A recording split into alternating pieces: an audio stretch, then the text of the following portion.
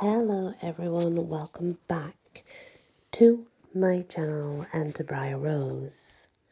So this is 1 week later after the boudoir catastrophe.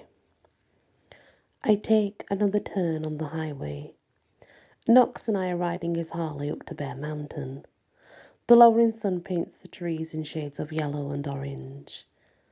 Is there any better feeling than riding with your best guy pressed up behind you?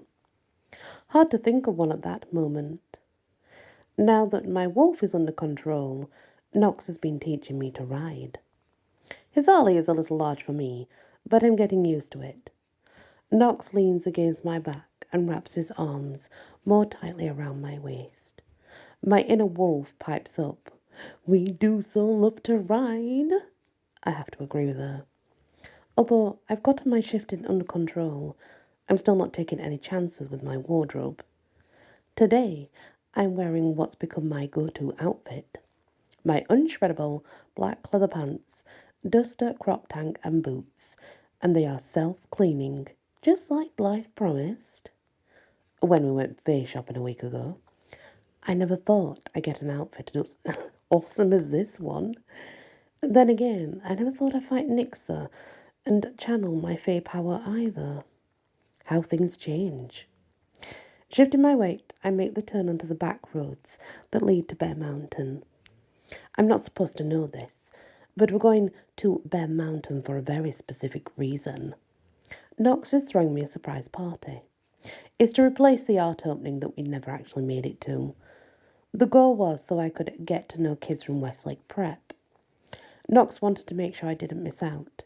He tried to hide it from me, really, but I guess it's one of those wolf-mate things, hard to hide anything from each other.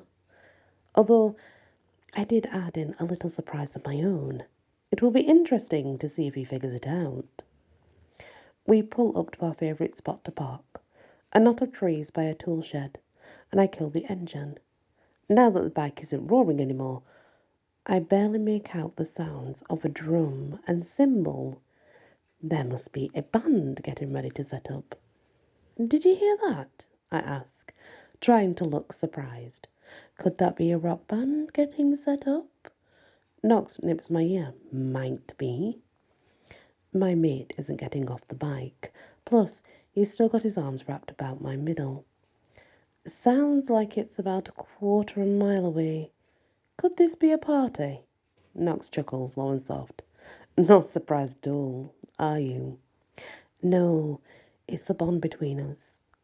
I'm never going to be able to keep birthday presents secret now. Hey, it wasn't a surprise, but I'm still so happy about it. You're a thoughtful mate. Knox gives my waist a squeeze. What was that word? Thoughtful. No, you know what I mean, even though we're obviously together. I've still been a little squeamish about using the word mate around Knox. Oh, I pause for a dramatic effect. Mate. That's the one. Knox hoists himself off the bike, then scoots me into his arms. If I like the sensation of riding a bike with Knox, I love the feel of being curled up against his chest. His eyes lock with mine as he twirls around. Say it again. My face turns about 3 shades of red. Mate? Knox leans in until our mouths are about touching. That's the one. His lips brush against mine in the barest of touches. I'm hoping this will turn into a full-blown kiss when a familiar set of scents waft in from the woods around me. Abe and Hollywood. Knox sets me back on my feet. He's frowning, but there's no real anger in him. Hey, now, I didn't invite them. I flash my palms in a classic jazz hands move. Surprise! Knox gives me one of those deep chuckles that I love. Well, I have to admit, I did not see this coming. They're just heading off to the party, I say. They weren't going to interrupt us. We just happened to catch their scent. Knox tilts his head. How did you know that? Closing my eyes, I search my soul. How did I know that, exactly? I feel a pull on my rib cage, a thread of connection that reaches out from me and ends with Abe, Hollywood, and Knox. Inside my soul, my wolf raises her voice. You know who they are, she says. I don't, I reply. I link my fingers with Knox's. His touch is warm and firm. I know where Abe and Hollywood are going, because we're pack. Yeah, Knox sighs. I can sense them too. We don't have to do anything about it. I know how you feel about taking on hundreds of wolves, but it's not hundreds of wolves. It's Abe and Hollywood. You want them around? I purse my lips. Do I want more people dependent on me? What does it even mean to be a mate of a pack alpha? As the question hits my mind, my wolf starts chanting inside my mind, pack, pack, pack. I shake my head. My wolf certainly does. Knox lowers his voice. Yeah? And what about you? The answer tumbles from my lips, fully formed, and the moment I speak the words, I know that they're true. I do want them around. I'm a Bryar Rose life template. That means I'm supposed to be a princess with a court. They told you about the knights thing. Nock tries to look serious, but there's no hiding the smile that rounds his lips. Those guys. Why shouldn't I have a court? I've already found you, Knox grins. Are you saying I'm your prince? I hold my thumb and forefinger slightly apart. A little. Good, because it's true. I'm a prince of a guy. Incredibly charming. More like moody. And handsome. I roll my eyes. Not to mention humble. Knox cups my face in his hands. And lucky. My face reddens. Whenever Knox gets sweet, I can't help but blush. We're both lucky. I've got an idea. Why don't we give Abe and Hollywood the good news? He slides his arms around my waist and twirls me round again. And then we can dance. You may not know this, but dancing is one of my most princely qualities. I never should have said that princing. I'll never live it down. Let's find the music, Bryar Rose. Nothing more fun than dancing and kissing in the moonlight. And so that's exactly what we do. And that sounds very nice, but we have to sort of go on now to the next book. And that's like the end of the second series. So we have to then jump forward to the third series. And this one is, well, it's a bit different, I suppose. It's because it's called Shifters and Glyphs. So maybe there's something more in this about, the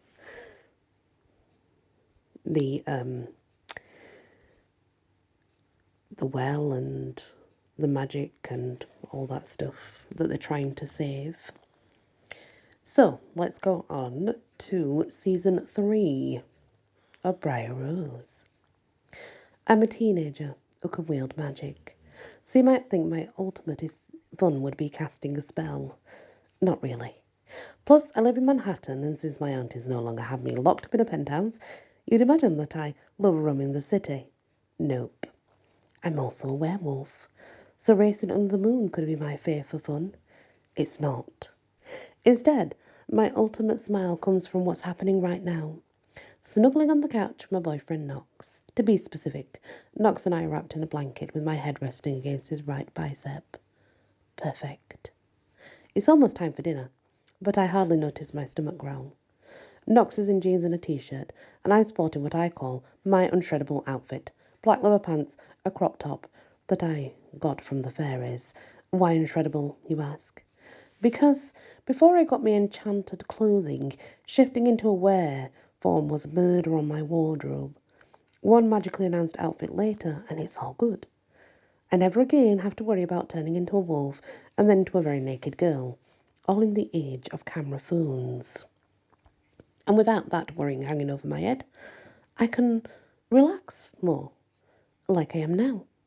In fact, at this very moment, Knox and I are chilling out while watching an old movie called The Breakfast Club. In it, a bunch of human kids get detention at high school. For me, this particular movie is valuable life research, considering how tomorrow's my first day in a typical classroom. Ever. On screen, most of the action takes place in the library. The place looks as large as the Metropolitan Museum of Art. I sniff. You'd think our high school would be like that. Knox leans in to kiss the top of my head. Like what? All that space for like 6 people. Plus they're in a library, right? I think there should be other kids around studying or whatever. Not that I know these things from personal experience. Growing up, my aunties always homeschooled me, but come morning, I start senior year at Westlake Prep, a high school for other magicorum kids like me. In other words, for shifters, fairies, witches and warlocks. I'm unusual in that I can wield all 3 types of magic. Recently, I found out that makes a kind of magic user called a Cholorum. So not only am I weird, I have a weird name too. Go me. This must be one of those Hollywood schools, says Knox. I mean, they take 6 bad kids and put them in a room without anyone to watch them. That's unlikely. Right. All of a sudden, this story seems very unfair. They should be more careful. Maybe there are other kids out there like me who need honest representations of high school for life research. There's no one like you, says Knox, and I mean that in a good way. I cuddle back into Knox's bicep and smile. He's being sweet, but I'm not at all that special. In fact, I'm pretty typical for magicorum. Well, apart from the trollorum part of it. Why? I live by a fairy tale template, Sleeping Beauty. To begin with, I look the part, what with my slim build, brown hair and blue eyes. Plus, I've got 3 fairy aunties, as well as an old friendship with Colonel Mallory the Magnificent, a fairy dragon shifter, who cursed me with a sleeping sickness for the first 17 years of my life. Not that I'm complaining. The Colonel did it for my own good.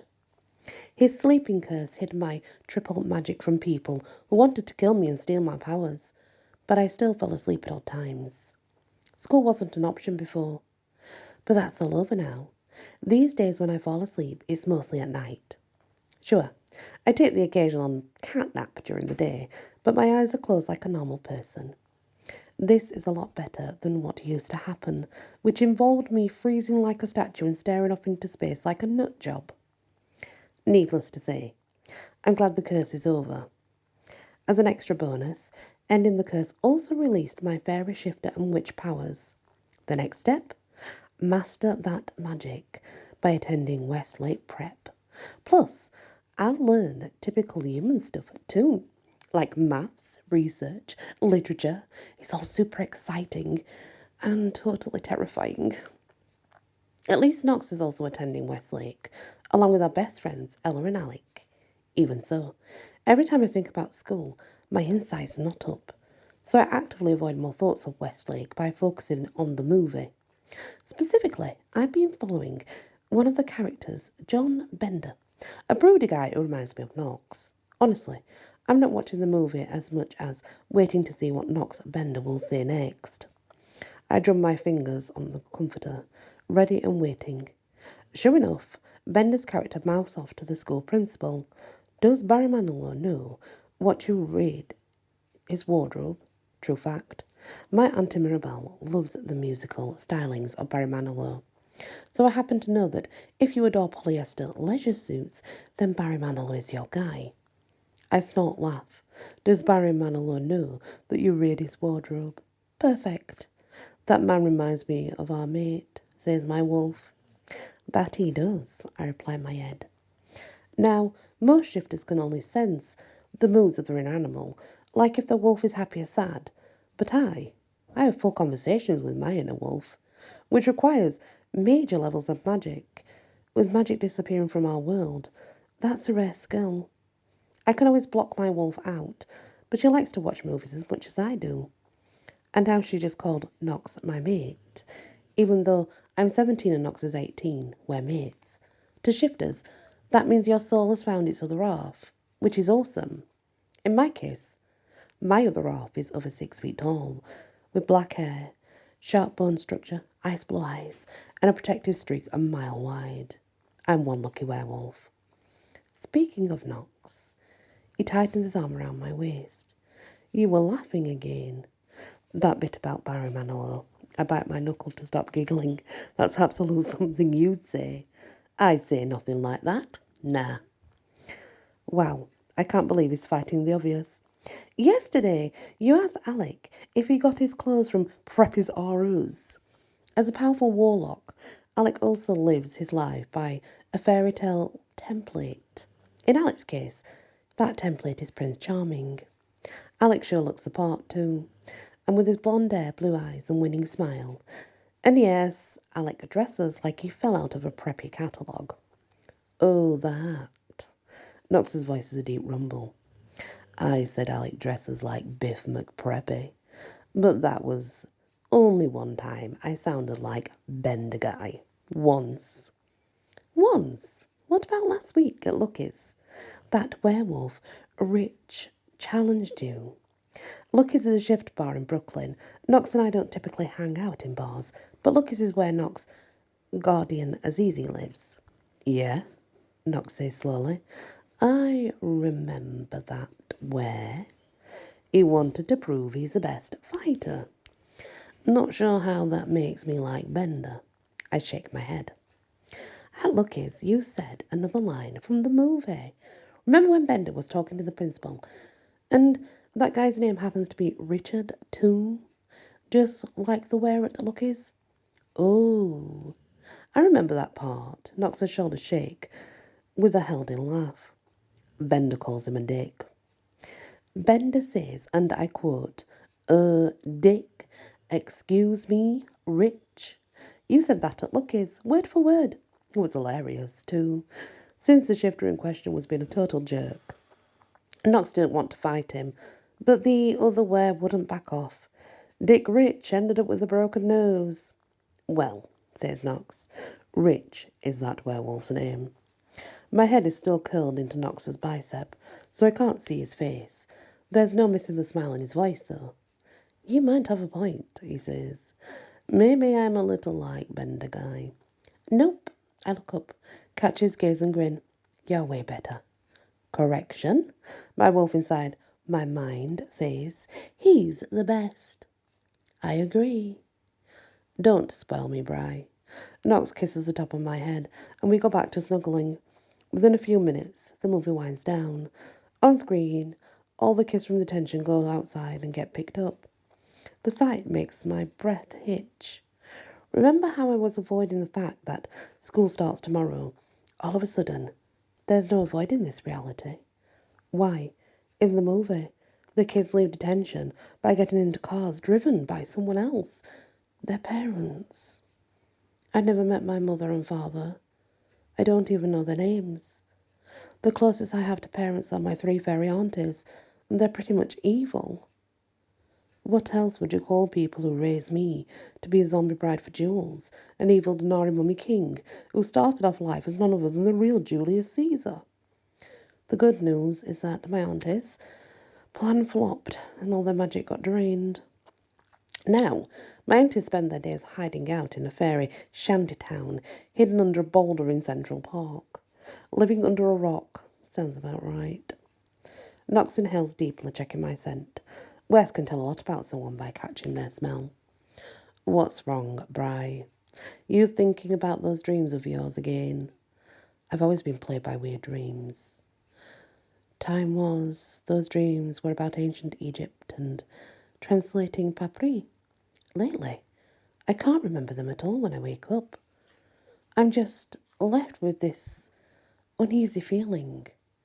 Honestly, I wake up terrified.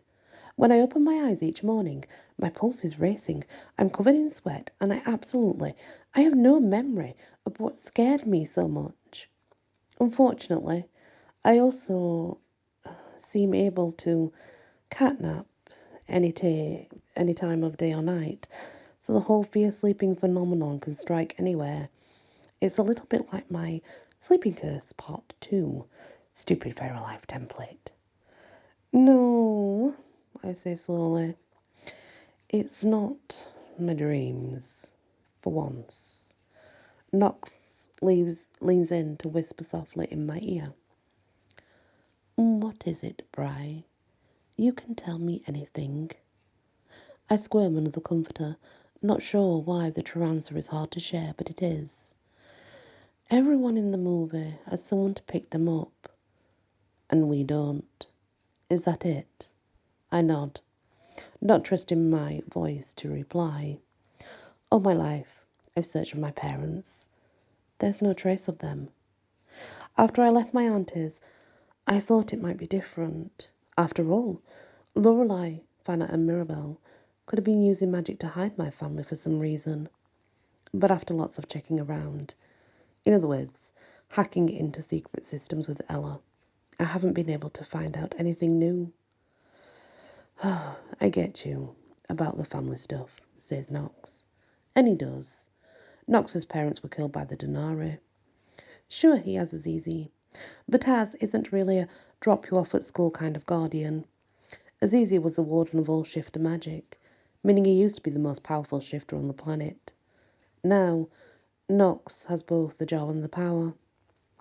Thinking about Knox and his wolf puts everything in perspective.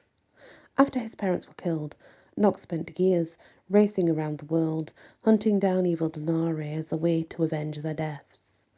My poor mate. I take in a deep breath. You know what? Everything will be fine. Are you going to give a pep talk now? Asked Knox. I'm well known for my pep talks, mostly because they're either really great or totally dismal.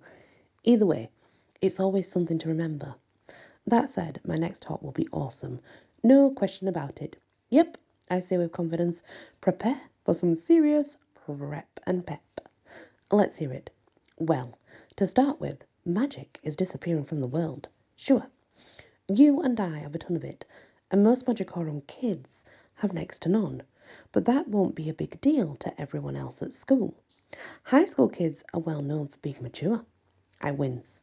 That wasn't my best argument. Shaking my head, I keep going. My next bit will absolutely be stunning. And yes, I continue, we've had different life experiences from most kids. I was almost forced to marry a mummy zombie king last summer. You spent most of your life hunting down Denari, but the other kids won't care. And the whole parent thing, it definitely won't hurt like hell to see everyone else with mum and dad all the time. Only in the beginning. By the time I finish my speech, my eyes are prickling with tears.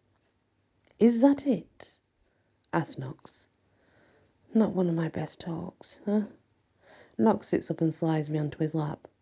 His 6-foot-tall frame and heavy arms wrap around my shoulders. Remember what Azizi always says about relatives.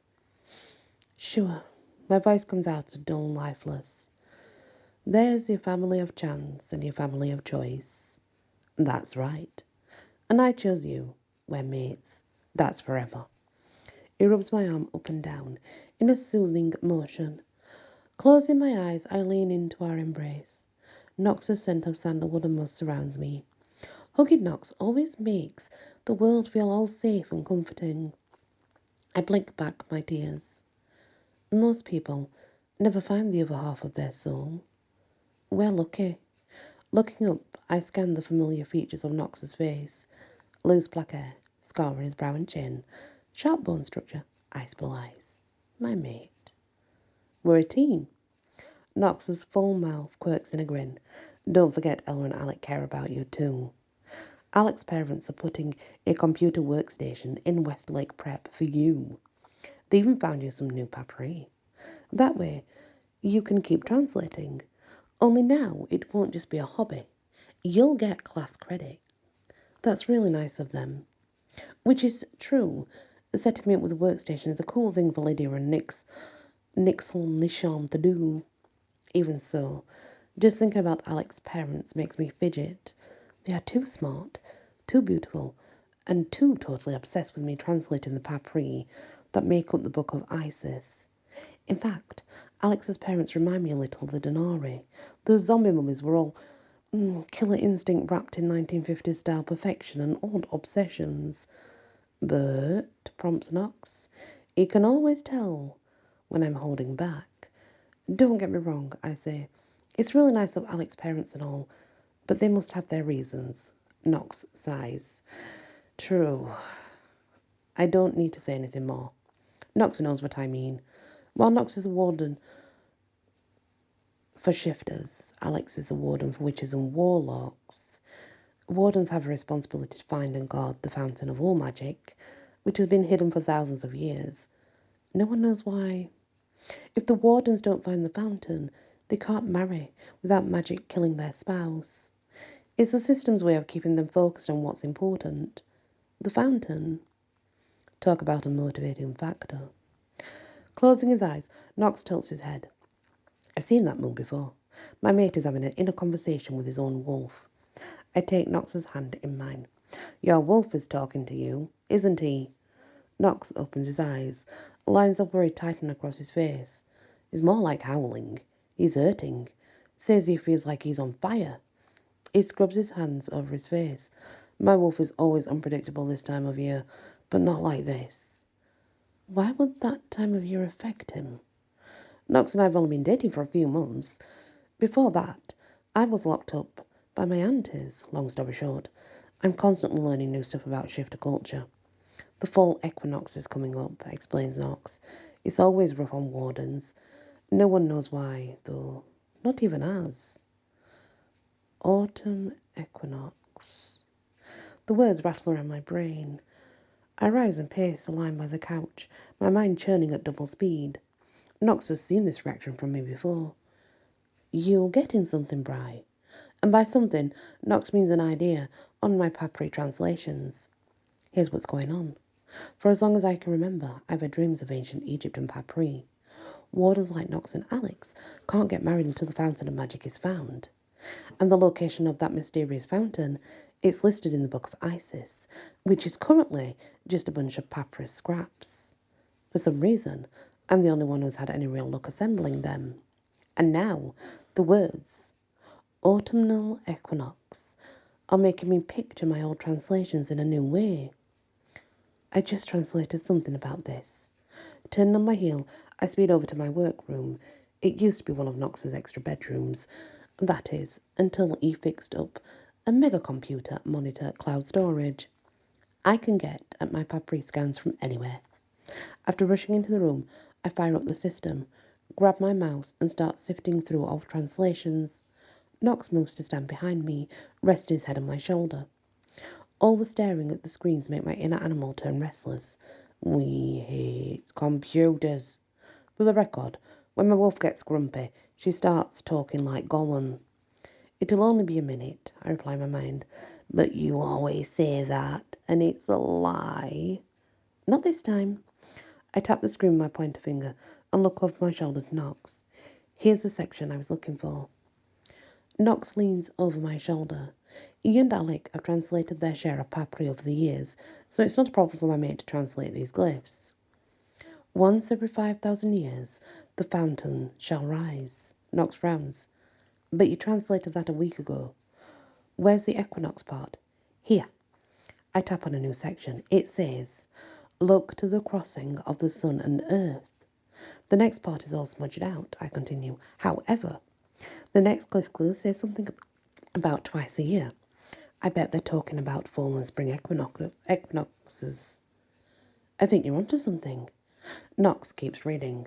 The fountain shall be born at one crossing, and then shall begin to give its bounty at the second. Knox winces. Born? That's an odd way to put it. It takes eons for a fountain to form. Not always. Sometimes geysers erupt out of nowhere. Over the years, I've become a self-taught expert on fountains. Personally, I believe that the fountain of magic is actually a geyser. Those erupt on schedule, and the fountain of magic only gives its bounty once every 5,000 years. Definitely a geyser. Makes sense.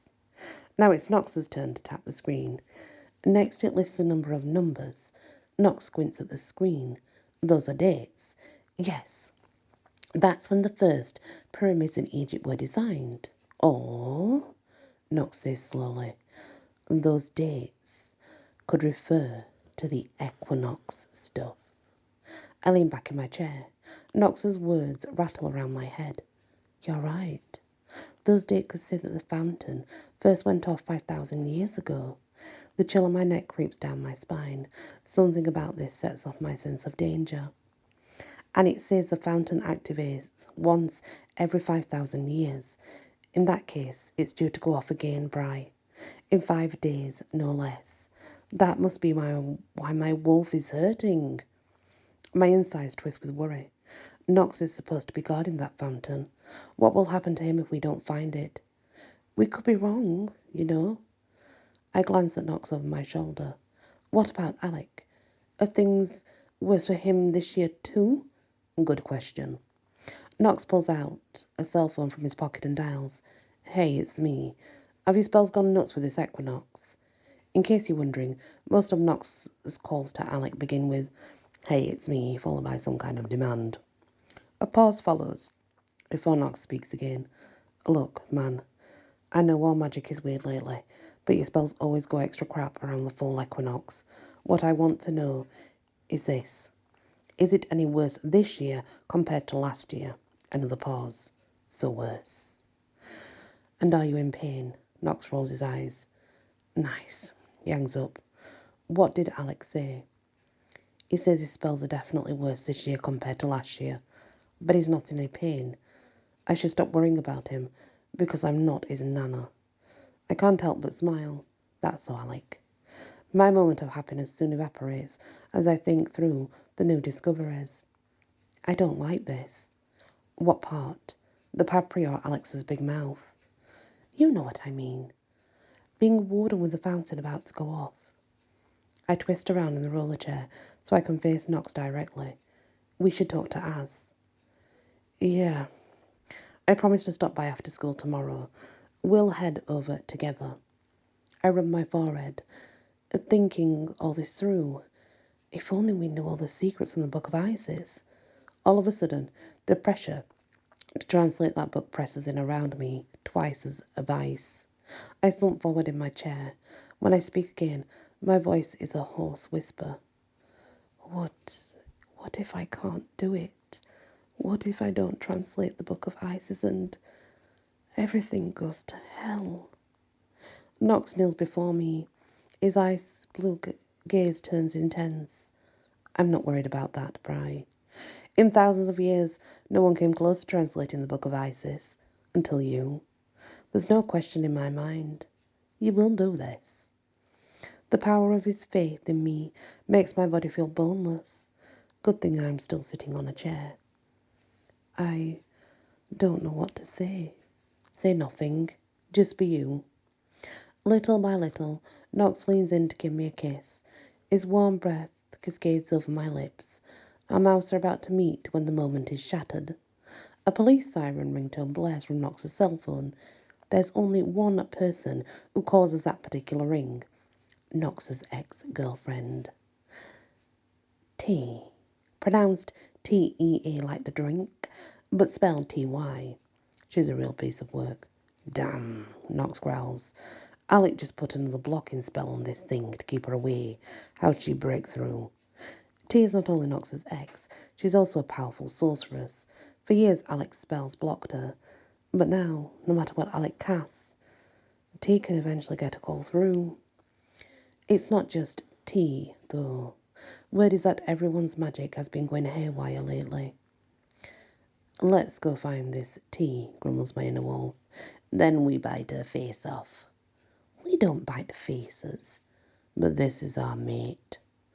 Knox wants to stay out of it. We need to respect that. My wolf says something that sounds like grumble, grumble, mate, grumble, bite, grumble, grumble, grumble, T. Point taken.